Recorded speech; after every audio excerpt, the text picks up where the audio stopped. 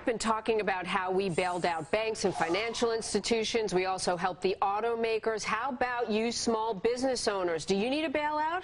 You're the backbone of the American workforce. In fact, small businesses employ at least half of all private sector employees. So should some of the $700 billion plus that were allocated to bank bailout funds go to help struggling small businesses, those on Main Street? The White House already made an exception to bail out the automakers. How about you guys?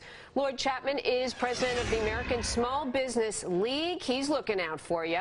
So how badly, first of all, do small business owners need assistance? They need it really bad. So far, about only 1% of the bailout money has gone to small businesses, and that's shocking when you realize that 95% of all new jobs come from small businesses and half of the gross domestic product, and only 1%, so 99% of all the money so far has gone to big businesses. It's unbelievable.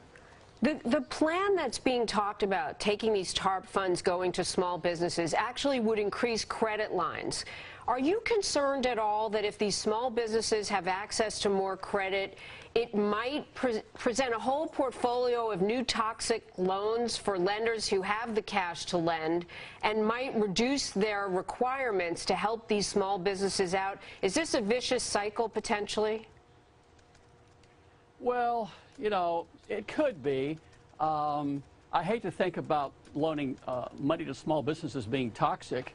Small businesses, you know, are not guilty of the type of horrible things that we've seen in the financial industry. No one, you know, worries about loaning them money. Small businesses aren't giving, you know, their executives, you know, bonuses that bankrupt the company. No, I just asked because there were innocent homeowners, too, that got roped into loans they couldn't afford. Some of them might have known what was going on with inflated appraisals, some not. But these business owners, they employ a lot of people. They really want to stay in business, and they may push the envelope a little bit, and the government might help them out. Are we being responsible about this now that I know you're in favor of the plan? Well, yeah. In fact, again, when you realize the amount of money they're talking about giving small businesses is really sort of infinitesimal in comparison. So if they took every dime of the TARP funds that are unallocated, which is $127 billion, and give every penny of it to small businesses, that would be 5% of the total bailout funds. And that's to the small businesses that create 95% of all new jobs.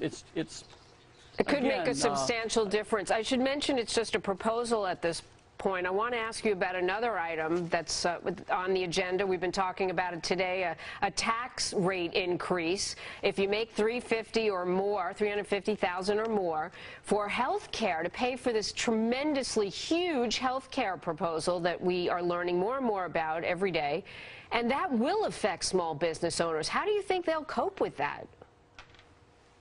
Well, you know, small business owners have just had layer and layer and layer of difficulty, and it's going to make it, you know, hard for a lot of small businesses. A lot of people don't realize when you hear about someone making $350,000, people up there middle class go, gosh, you know, you must be rich. Quite frankly, that's not a lot of money for a small business to make when you realize they lose half of it to taxes, and they've got a finance receivable. So if you have a small business where you're selling a product that you have to finance, you know, that's really not much money. So it's going to be just another burden for small businesses. Not to mention, and Lloyd, thank you so much for joining us, that they support a lot of other incomes by hiring so much of our nation's workforce. Thanks so much, Lloyd Chapman. Great to meet you today. Thank you.